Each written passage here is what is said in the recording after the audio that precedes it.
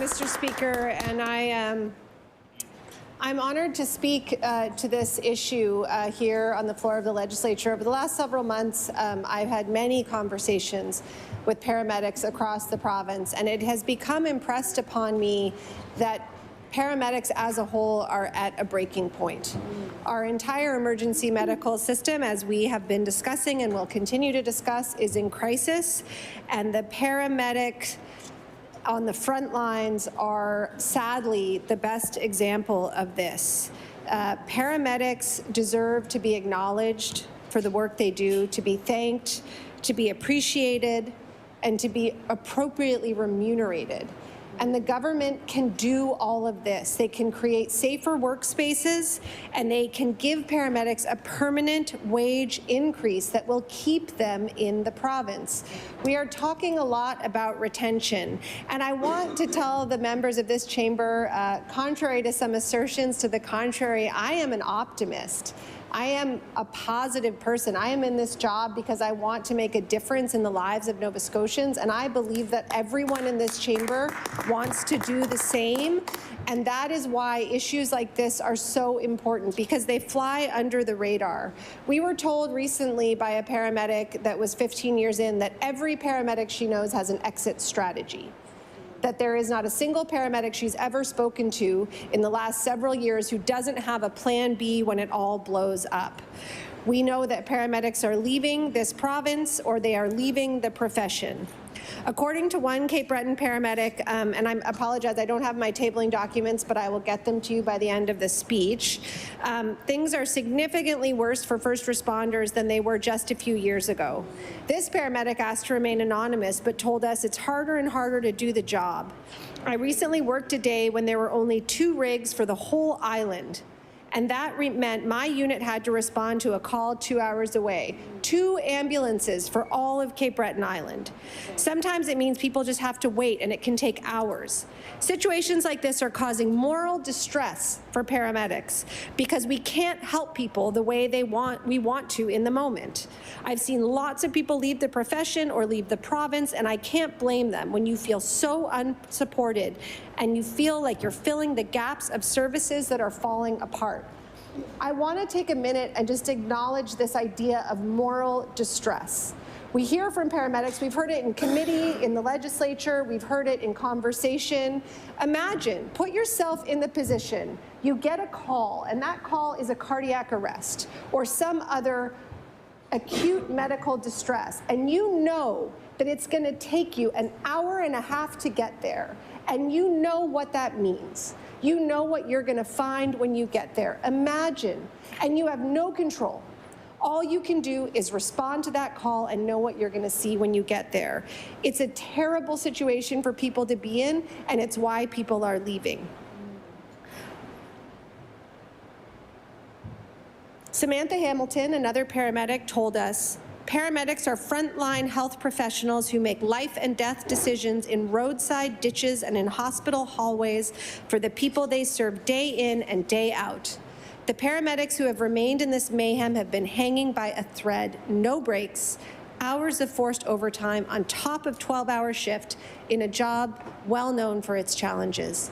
Many are contemplating whether to stay or take other opportunities that other paramedics have left for.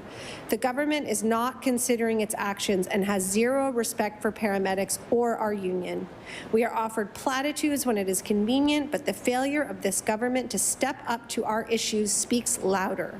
It is time that we are taken seriously, and it is time that our service is recognized, valued, and appreciated. Women in particular have reached out to us about working so much overtime that they don't see their families and can still barely afford to feed them. Feeling like they need to be on stress leave but not being able to afford to. And for those who are off, horror stories of fighting with EMCI to retain basic benefits while trying to get back to work are awful. And let me remind everyone in this chamber, EMCI is a private company. Our paramedics are contracted to a private company, and that private company treats them, by their admission, terribly.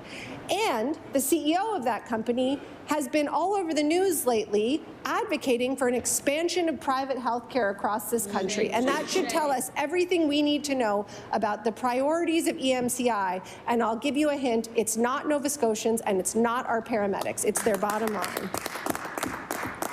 Paramedics are the canary in the coal mine of our emergency system. The ERs in Nova Scotia, as we have discussed many times, are chronically overcrowded. Long waits, unscheduled closures are the norm. Lack of access to primary care and long wait lists for long-term care are exacerbating factors. We all know this. But we need to also remember that all of this impacts the severity of calls to EHS and the constraints on paramedics once they arrive. The average response time in the central zone for paramedics in 2016-17 was around 7 or 8 minutes. In 2022, it was closer to 26 or 27. And it can be much, much higher. There were more code criticals when there are no available ambulances in a zone in Nova Scotia in the first 3 months of 2022 than in all of 2021.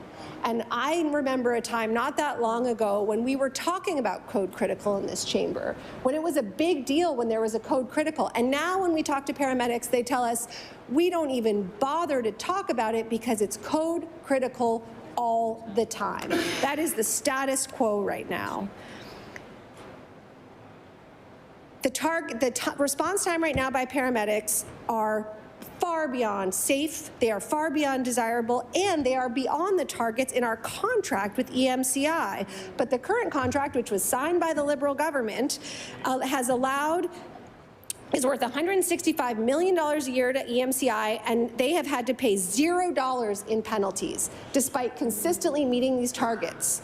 So we are seriously concerned about the performance of EMCI and the government's ability to manage this contract. Why aren't they paying penalties?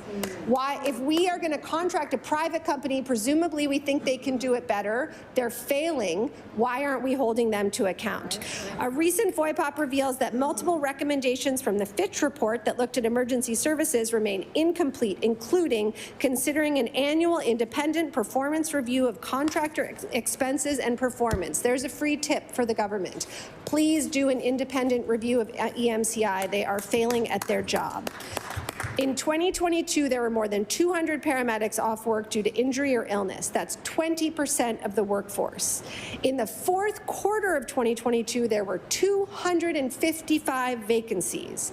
And FOI records also note that EMC is now required to post those vacancies externally as interest from candidates in full-time positions is decreasing. And we don't have to wonder why that is. 133 paramedics resigned in 2022. 133 in 1 year. That is the largest number in 6 years. And we cannot overstate the impact of this on our health system writ large. All of us are going to be in a situation where we have to call an ambulance. And we better be ready when that ambulance doesn't show up if this government isn't going to do something about it. We know that Allison Holtoff's family decided not to call an ambulance. They decided to drive to the ER because they were concerned about how long it would take for an ambulance to get to them. We need to change that. This government says they want to change the narrative. Change the narrative. Do what it takes to retain these paramedics and make this a desirable profession again. Paramedics are underpaid, poorly treated, and are leaving the profession in droves. The wages are too low and the working conditions are bad. This government needs to act now, sit down with paramedics, not wait till the fall when the contract comes up. This government hands out money to various people like it's candy on Halloween. Think of why not paramedics? Without the paramedics, the rest of our system collapses. Do what it takes to make sure that we can keep every single paramedic possible and retain and hire more. Thank you.